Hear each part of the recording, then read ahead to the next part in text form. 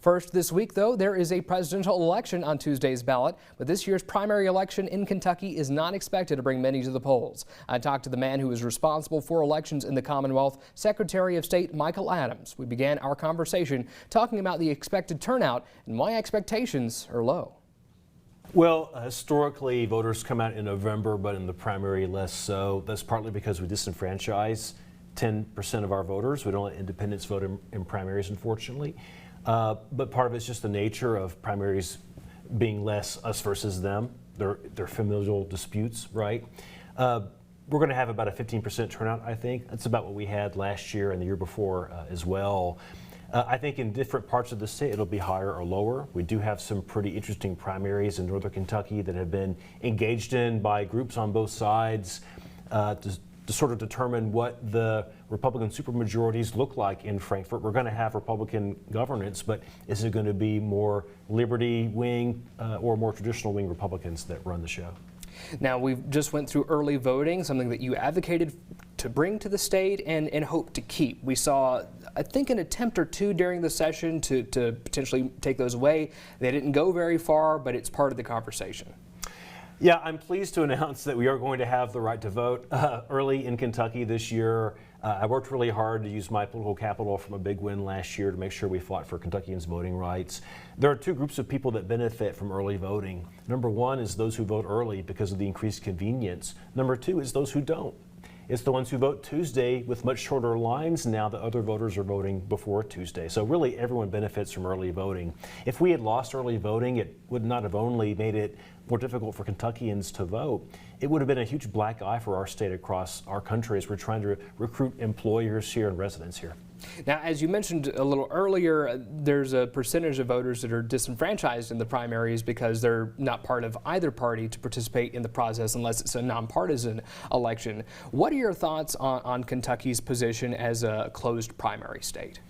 Well, I've been advocating for years that we should open up our primaries. Independent voters pay taxes. They are paying for these elections, and yet we tell them they can't vote. Independents last month were the group that had the biggest surge in registrations, and that's ironic because they can't vote. That's totally backwards. Now, there are races like local city council here in Lexington. Independents can vote and should vote. But as a general matter, they can't vote in primaries because they're primaries. They're for parties to pick their own nominees, and you're not a member of that club, and so you can't vote. I think we should open up our primaries. But I'll also add this. The biggest disenfranchisement for independents is not voting in generals when they can vote. Independent participation in elections in November trails of what you see with Republicans and Democrats. And that's partly because the two parties have an apparatus to turn out their base, right? They're less interested in courting independents in the center than they are getting reliable D's and R's to show up. They put their resources mostly in base turnout. Now, what would it take to change the primary process here, and what have you heard from other Republicans on this particular issue, whether it be opposition from a policy or political basis or from a financial one? It's very easy to do, and there's no financial cost to letting these folks vote. Politics is the reason that they can't. And it's both parties. It's not just my party that runs the General Assembly. Both parties, the Democrats don't want to open the primaries either because then they expose their incumbents to challenges from candidates who are more moderate than the more left-leaning members of the General Assembly that are incumbents. And so both parties, caucuses have an interest, right? But I do think that we're going to have open primaries in my political lifetime. And the reason is you're potentially going to have more and more Republicans who are members of the General Assembly getting beat in their primaries. And at some point that becomes a big flashing light to leadership, and they say, we're losing some good people. People who have been here a long time, know the policies, know the areas that we govern, and we're losing them to more far out people, right? It makes their job harder. So I do think that we'll get there at some point. So wrapping up with you now, Mr. Secretary, Election Day on Tuesday. What do folks need to know about when they should get out to the polls and what they should bring with them?